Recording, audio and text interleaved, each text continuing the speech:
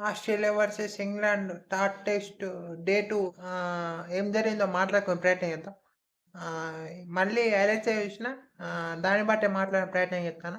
అన్ని points cover చేయకపోవచ్చు. So, గుర్తున్నాయి కవర్ చేస్తా. ఇంకా మరి నిన్న ఆస్ట్రేలియా వాళ్ళైతే 8 ఫర్ 326 ఉండే.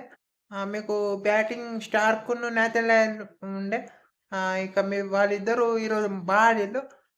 మీకు ఆర్చర్ ఫస్ట్ బాల్ చూస్తేనే నాకు కొంచెం డౌటొచ్చింది. అంత ఫామ్‌లో లేడనుకున్నా. మీకు నెక్స్ట్ బాలే బౌండరీ స్టార్క్ బా ఆడుకుంటూ పోయిండు. మీకు 50 కూడా స్కోర్ చేసుకున్నాడు.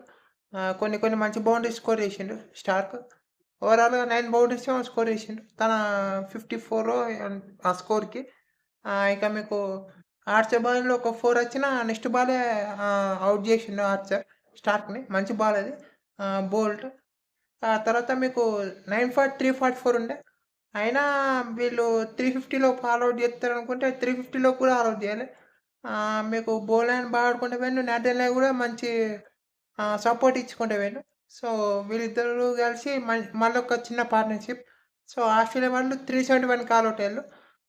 ఇక ఇంగ్లాండ్ వాళ్ళు బ్యాటింగ్ చేసేటప్పుడైతే మంచి స్టార్ట్ లెక్కనే వచ్చింది. మీకు బెన్ డకెట్, జాక్ పాల్ ఇద్దరు బౌండరీస్ కూడా స్కోర్ చేస్తాళ్ళు. ఆల్మోస్ట్ ఫస్ట్ 8 ఓవర్స్‌లో 400, 500 అట్లా ఎళ్తుండే. మీకు కమిన్స్ వికెట్ తీసిండు. జాక్ పాల్‌ది. అనుకున్నంత లోపాలు రాలే.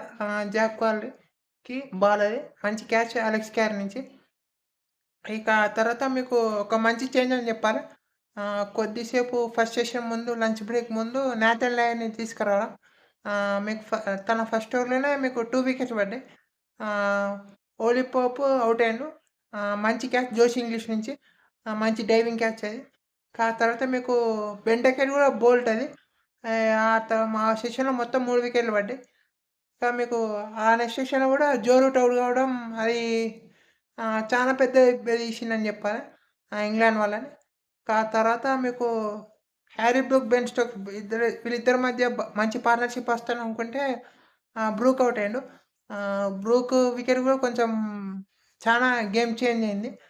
ఆ తర్వాత మీకు జేమీ స్మిత్, విల్ జాక్స్ వీళ్ళు అనుకున్నంత రాలేకపోయిళ్ళు. కార్స్ కూడా అనుకున్నంత రాలేకపోయిళ్ళు.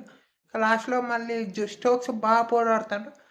జోఫ్రా ఆర్చర్ కూడా కొంచెం మంచి సపోర్టే చేస్తాండు. మరి రేపు ఇంగ్లాండు ఈ సీరీస్ ఈ మ్యాచ్ గెలవాలంటే రేపు కనీసం ఫస్ట్ 2 సెషన్స్ బ్యాటింగ్ చేయాలి. చూద్దాం మరి ఇంగ్లాండ్ వాళ్ళు ఏం చేత్తరో. అంతే ఈ వీడియోలో. Thank you all for watching.